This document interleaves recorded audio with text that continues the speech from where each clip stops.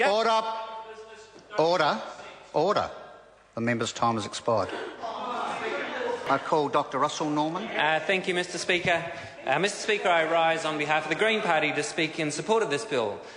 In between the ad hominem attacks which have characterised most of the government speeches so far on this bill, there has actually been some interesting debate around the role of state ownership, and I'd like to talk a little bit about that. The Green Party believes in a mixed ownership of the New Zealand economy, in the sense that we have a combination of the state sector, but we also have the private sector. And I think if you look at most successful modern economies, they involve a combination of the two. And for that reason, the Green Party just doesn't have a problem with the role of state energy companies in our economy that clearly the ACT Party has, but I think also the National Party. And I think in this debate around state ownership, the Honourable John Banks did make an interesting point. He said private management is always better. I mean, that's the essence of his argument. And I think it's interesting to look at the most recent case, which is, of course, Mighty River Power. Mighty River Power was recently awarded the Best Energy Company of the Year in New Zealand.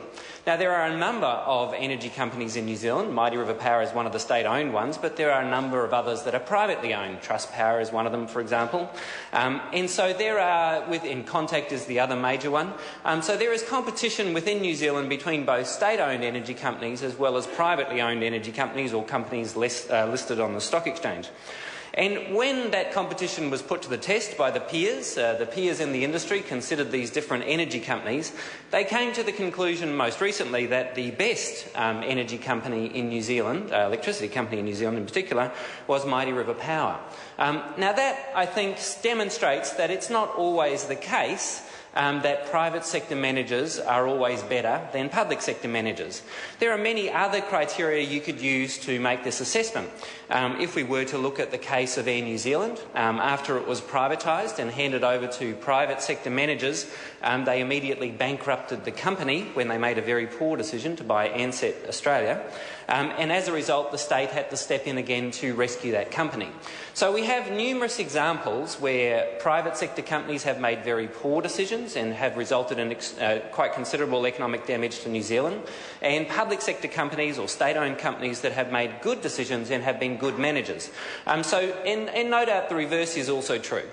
So to say as a point blank, as a kind of blanket argument that private sector managers always do better is to argue against the evidence. The evidence actually is a bit more mixed than that, and it isn't necessarily directly related to whether it's state-owned or privately managed. And I think that is very important for this debate.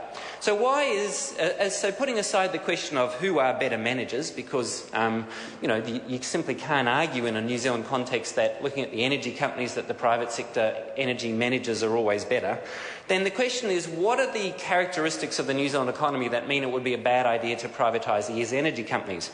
And one of them is, in fact, that it is a small open economy that runs a large current account deficit. And the reference to Mike Moore, I think, is pertinent in this respect. As a small open economy, if these companies, these energy companies, were privatised, it is very likely that they would simply fall into overseas ownership over time. This is, of course, what happened with Contact Energy. And an economy which consistently runs a current account deficit has this problem. How do you fund the current account deficit? There's only two ways, well, there's three ways actually.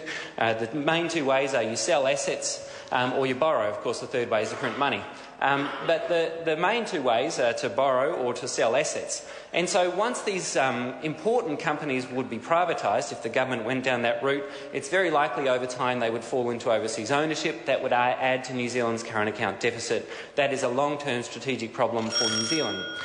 In particular, in relation to the energy companies that the government is talking about privatising, the Green Party have gone to some lengths to put up a positive alternative.